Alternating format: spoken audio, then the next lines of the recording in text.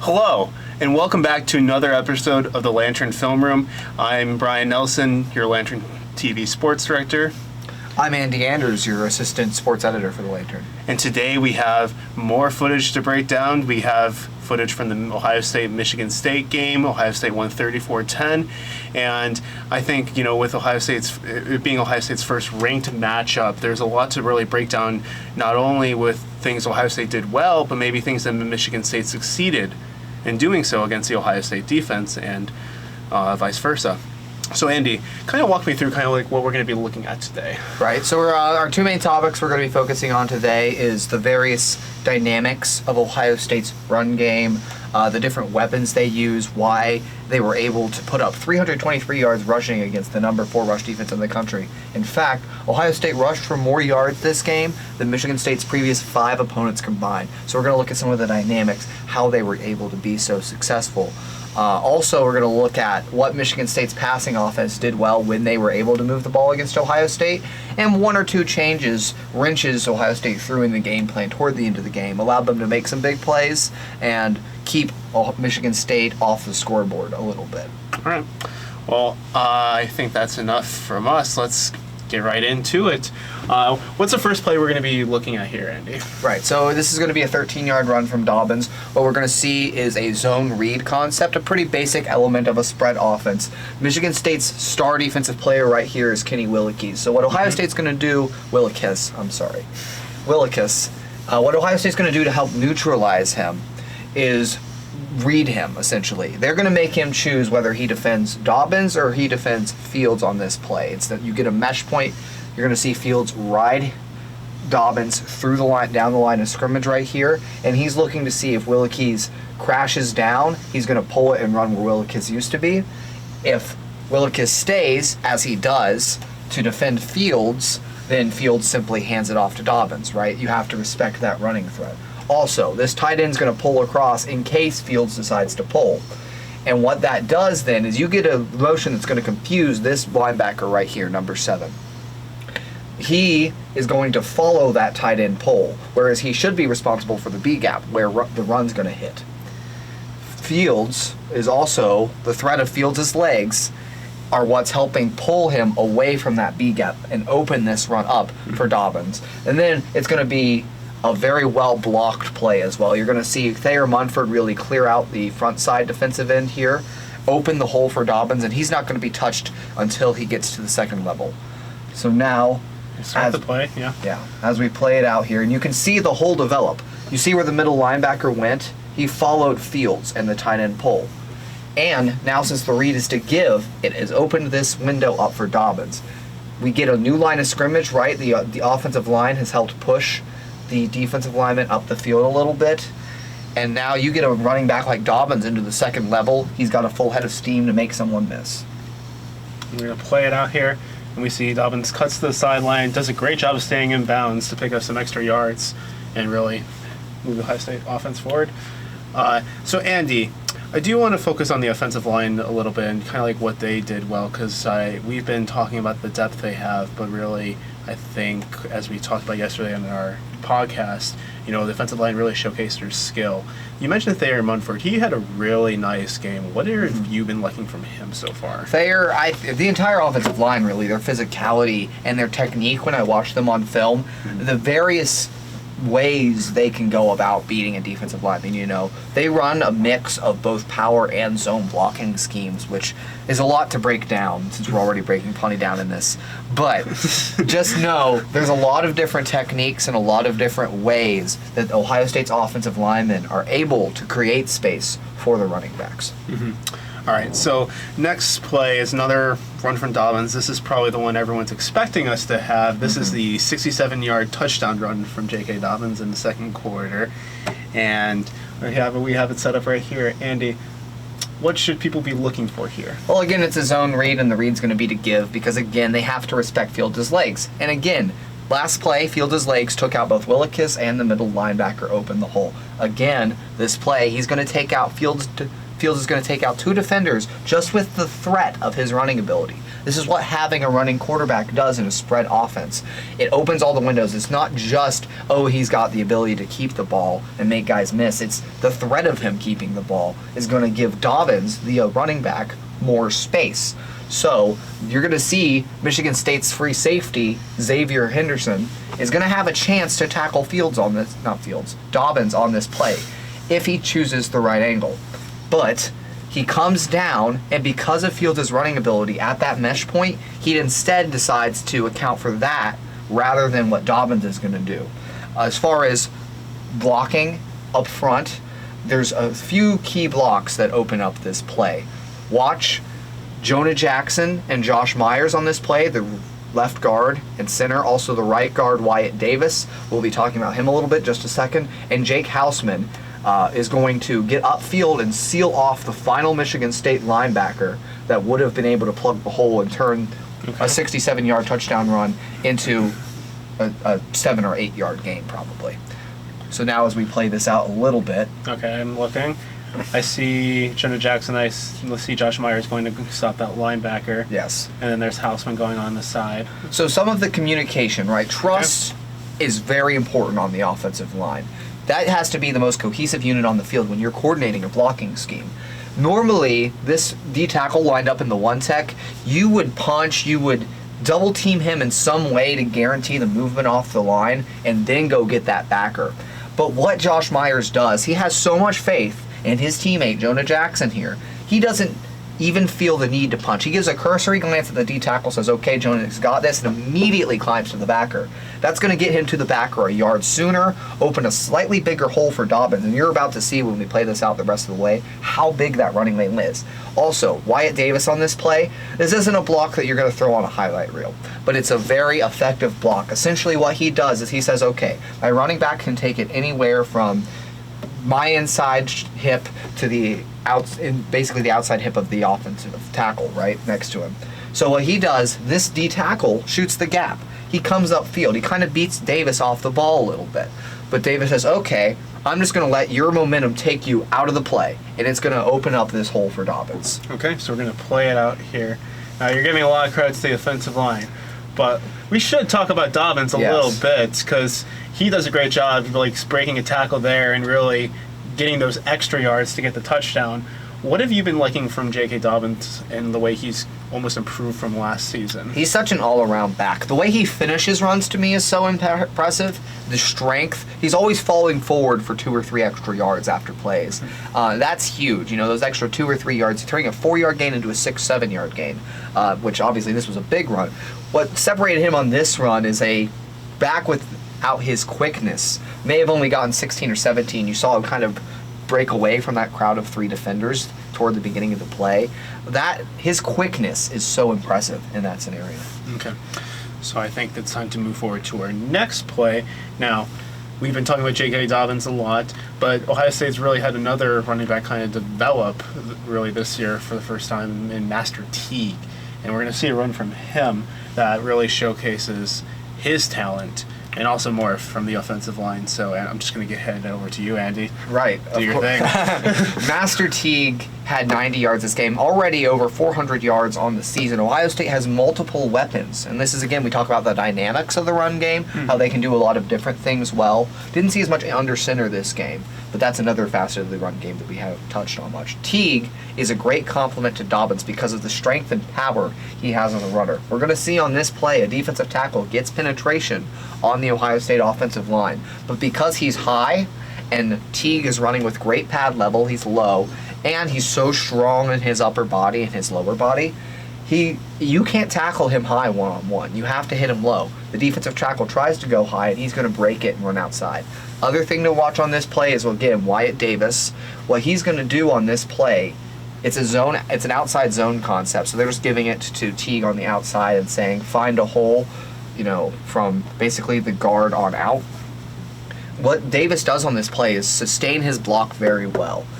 He holds the block on the defensive tackle at the line of scrimmage for 3-4 seconds, and that blocks the flow of the outside linebackers. This run ends up hitting very close to the sideline.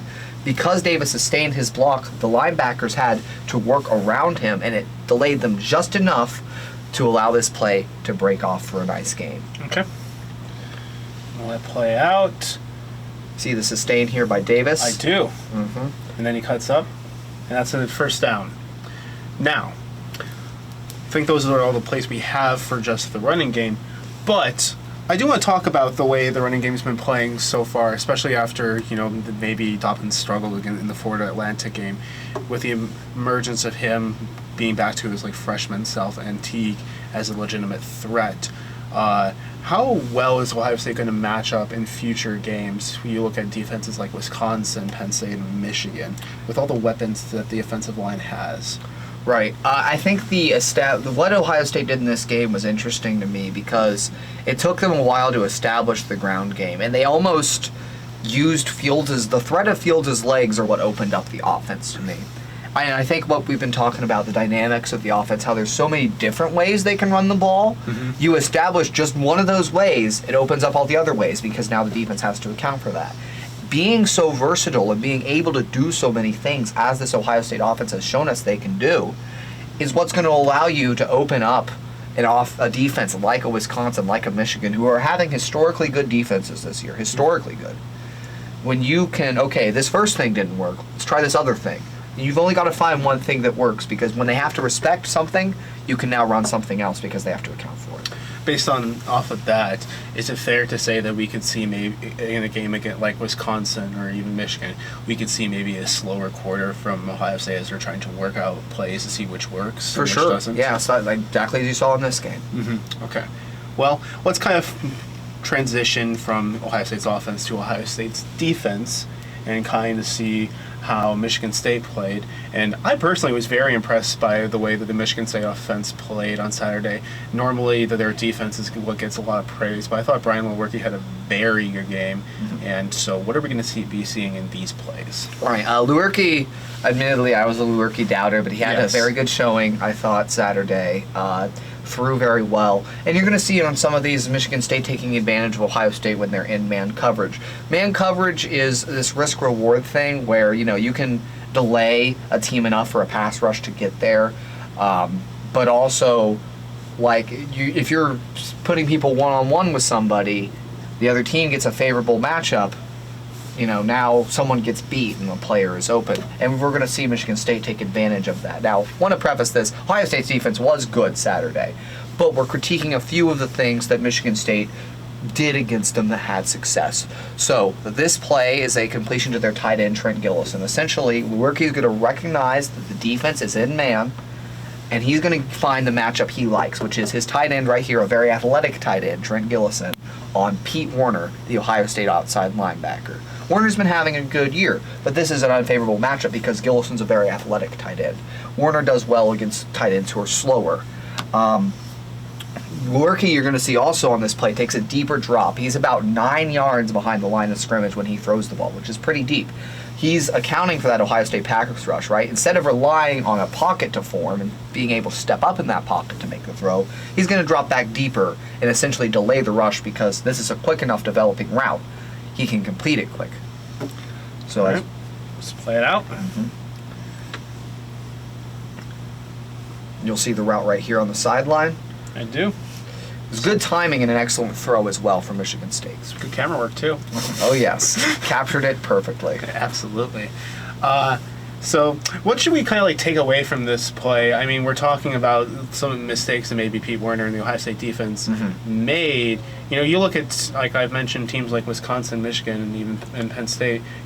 What are some of the mistakes that this Ohio State defense needs to fix so that they don't get burned by this again? Right. As far as a mistake goes, it'd be nice. This might be a situation where you'd call in the bullet position. Ohio State's new package where you essentially substitute your strong side linebacker, which is what Pete Werner was playing on that play, for a faster, more athletic safety hybrid at linebacker, like a Brendan White or a Jocelyn Wint, someone who can cover someone more athletic like that. However, I will say also that sometimes teams are going to move the ball. A successful offense is still able, when Lewerke's throwing the ball like he was in this game, you're going to have some situations where you're in man, they get a favorable matchup, they exploit it. what Ohio State is doing a job of this year, and this is an adjustment you'd make, and they did make in a game like this, is mix coverages, switch between man and zone. You know, if you're in a zone defense on that play and someone's dropping to the zone where Gillison is, all of a sudden he's just not open. So mixing coverages and maybe trying to match personnel a little better. Nothing schematically wrong with that play, really. And Wisconsin, obviously Jonathan Taylor is their main weapon, but Jack Cohen's been having a very good year. And when I was doing research for the Big Ten preview, Wisconsin has some very good receivers. They do. And I'm very interested to see your take on how Ohio State matches up defensively against them. It'll be an interesting matchup. I think Wisconsin, the establishment of their offense is running the ball right at you behind big physical offensive linemen and a running back like Jonathan Taylor, who's the next in a line of amazingly talented, great Wisconsin running backs, right? But Ohio State has always historically defended that type of thing well, and they are this season too, when you try to run straight at them to establish the rest of your offense, right? It's like we talked about with Ohio State. If you can establish one thing, now the defense has to account for that thing, and it opens up other things. So can Wisconsin establish the ground game? And if they can't, which I suspect they actually might not be able to, even with Taylor and the offensive line they have, the front seven of Ohio State is that talented this year, it's going to affect the ability of Cone to open up for the rest of his receivers. Now, as far as matchup to matchup wise, Ohio State secondary is still looking like one of the best in America between Okudah, who's playing like the top 10 draft pick he's hyped to have been. Arnett has really stood out this year. You saw him strip a fumble in this game. He's had a few very nice pass breakups, playing excellent technique. Shaun Wade, the versatility at corner. Jordan Fuller's looked good in the back end, and I think they could even throw Brendan White back into the mix at some point. We haven't seen as much of him. But I think Ohio State secondary matches up with any receiver group in the country well, frankly. So Okay.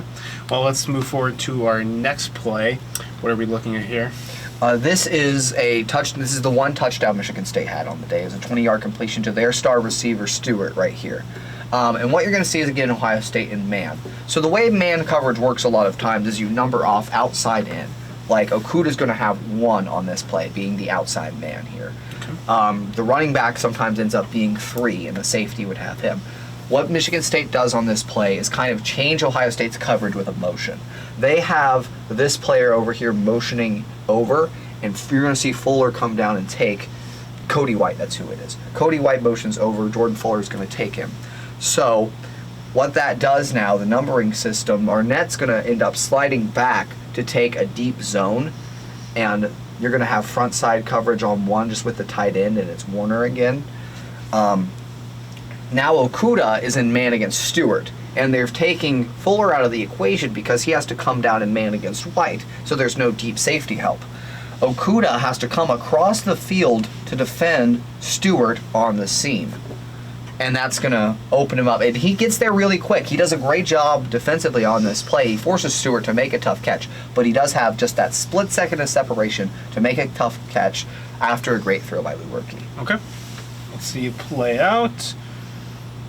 That goes in motion. You see Fuller coming down? Yep, I do see that. And Okudah has to come across, and it's just like, again, that half a second. That's all he needed. All right. Is there anything? So, Yes. teams like Wisconsin, teams like Penn State, teams like Michigan, they're going to score. They have that ability. Maybe less so Michigan after the Iowa game. After any game, really. Yes, but Wisconsin and Penn State, they are definitely going to score on you.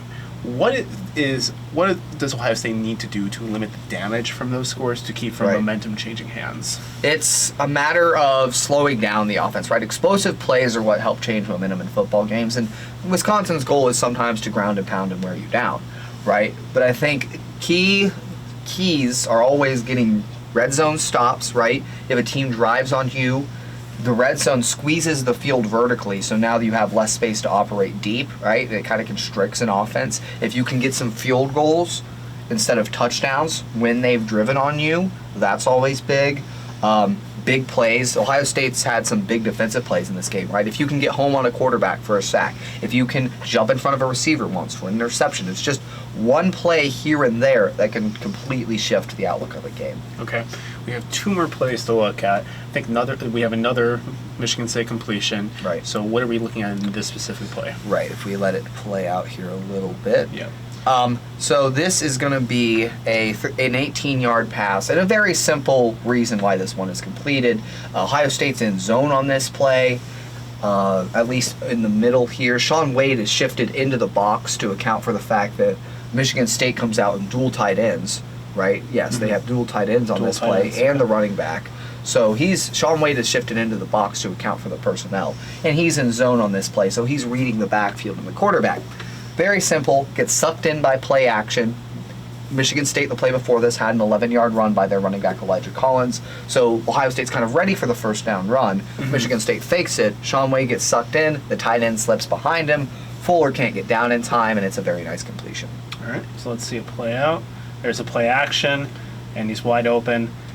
Oh. Right there, yeah. You saw Wade sucked in. Yes. Okay, so talking about play action, and you're looking at like Wisconsin, if they're going to pound Taylor at the D line or anything, you have to think they'll throw in some play action passes Of course, yes. here and there. So what does Ohio State need to do to prevent that from being an issue? Well, it's about discipline, you know. Your first 2 steps when you're in the box might be toward the ball just really quick, but if you've got to have a survey of the field to be able to get back and drop to your zone in time, you know, if it's a pass.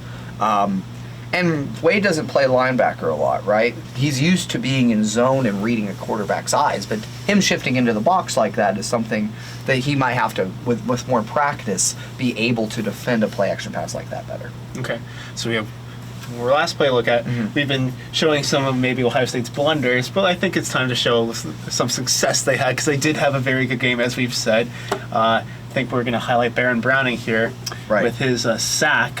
So not just Baron Browning, but the schematics.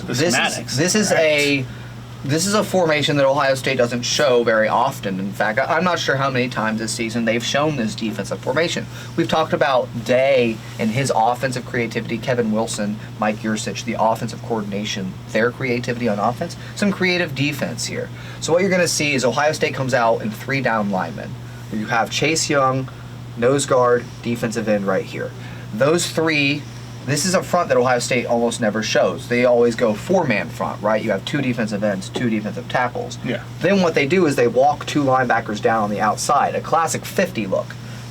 It's 5 linemen, 5 players playing the line of scrimmage in a 50 look. What's going to happen now? Chase Young, his pass rushing ability is known far and wide. Absolutely. And he's gotten to Lewerke a couple times this game. He's got a half sack at this point. Didn't get a full sack, has a half sack, but he's definitely pressured Lewerke a couple other plays. And they're just going to straight blitz Baron Browning off the edge and use Chase Young as almost a distraction for the offensive tackle and offensive guard. The tackle punches down just for a split second, and Baron Browning is so quick and explosive as an athlete, he's able to blow by the tackle just because of that split second punch and blow up Lewerke for a big sack. Yeah, I remember filming this play live when it happened, and I almost thought I had missed the sack for a second just because it happened so fast. Yes, Baron Browning, just watch him come off the edge here, and you're going to see the tackle, just that split second distraction's enough. And he's at the quarterback in 2 seconds, maybe if that. Yes, it's so quick. And this is something we talked about, schematic adjustments to account for what an offense is doing to you. This was that. They threw a new rush at Michigan State, because Ohio State very often only rushes 4 because they only need to rush 4. They threw a new schematic adjustment at Michigan State, and it allowed them to pressure Lewerke in a new way, and it throws this new coverage at him, and before he knows it, he's on the ground. All right. Well, is there anything that you specifically would like to talk about, like with the Ohio State defense and the plays we've looked at before we end our show? I think that mostly covers it. I want to point out they did have a very good game. They were able to create enough big plays, sacks, tackles for loss, interceptions, and some of the issues that you saw were just that we showed. There's just Michigan State running a very good offensive play, followed by a very good throw, followed by a very good catch. And it's not something you expect from an offense on a play-by-play basis, right? Michigan State made 1 or 2 plays, but they weren't able to sustain a drive enough to get into the end zone against Ohio State on a consistent basis, other than the 1 drive they had, which didn't end in a touchdown. Now, I've been highlighting Wisconsin, Penn State, and Michigan, since they are probably most easily the toughest opponents left on Ohio State's schedule. But Northwestern is who Ohio State is playing next. What are you looking for both on the offense and defense from Ohio State in terms of matching up against the Wildcats? Well, it's the final tune-up before Wisconsin. I think Northwestern's in a down year this year. They've only had one win to this point.